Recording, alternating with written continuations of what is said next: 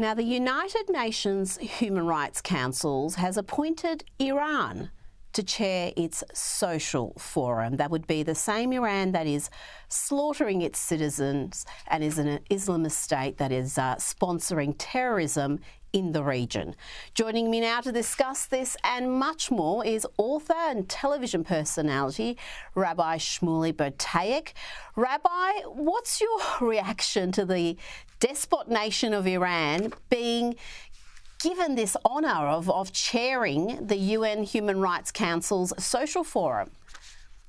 Well, Rita, my immediate reaction to all my Australian viewers is, God, are you guys suckers? Australia pays $62 million a year to this farce. You would be better off in Australia using the money in a giant bonfire on like Bondi Beach in the winter just to warm everybody up and roast marshmallows. This is farcical. You know, let's just go through a bit of a litany of what Iran represents, the Human Rights Commission nation. They murdered a woman in September of 2022 because her hair was showing. They tortured her to death. So people wanting their freedom started to demonstrate. Well, then the IRGC, the terrorist arm of the Iranian government, just mowed them down, 1,000 people with machine guns. They stone women to death. And let's just be clear, if you're an Iranian man and you want to get rid of your wife, well, why go through the ugliness of divorce? She could take part of your assets. Much easier to accuse her of adultery. And a woman in Iran is guilty until proven innocent. Now, finally, this clip aired on our national broadcaster last night, and I'm interested in your reaction to this discussion about Israeli-Palestinian relations. Tit for tat retribution.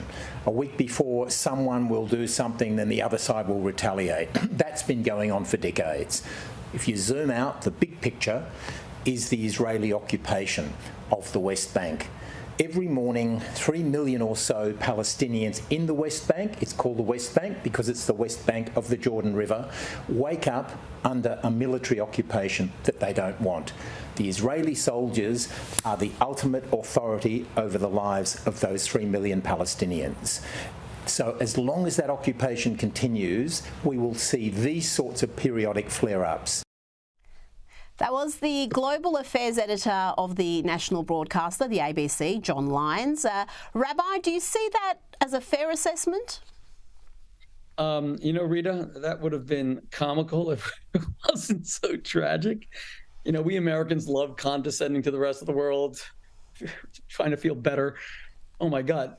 John Lyons just caters to every stereotype of utter abysmal ignorance. Let's just unpack what he said for a moment. He said it's called the West Bank because it's the West Bank of the Jordan River. Does everyone here know the Jordan River is about this wide? You could the Jordan River, it's like saying that here in the United States that California is the West Bank of the Mississippi, 1,000 miles away. The Jordan River is tiny. The West Bank is a term used instead of Judea and Samaria, the real names of these areas, in order to de-Judaize them. It's to ensure that the Jews can't claim. Remember, these areas, Judea and Samaria, are where King David was crowned in Hebron 3,000 years ago. They're where the tabernacle of Shiloh stood for 369 years. It's where 80% of all events of the Hebrew Bible take place. There is no West Bank mentioned there. Look for in the New Testament for the word West Bank. Does not exist. This is where Jesus preached, Jerusalem, etc. Okay, that's the first point. The second point is when he said that the issue is Israeli occupation. First of all, Israel won over these areas in 1967 in the defensive war. What happened to before 1967, Mr. Lyons?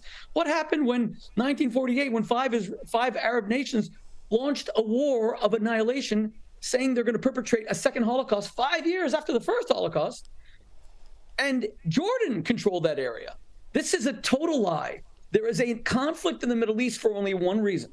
The reason is the oppression and brutalization of 400 million Arabs by despotic Arab regimes, because every historian knows that in the history of the world, two democracies have never, ever fought a war. Australia has never fought a war against a democracy. Australia fought in the First World War against, autocracies, and the Second World War against Hitler. Democracies don't fight. So Israel is surrounded by tyrannies. Now, why is it that a tyranny will fight a democracy? Because in a tyranny, the dictator sends your son to die.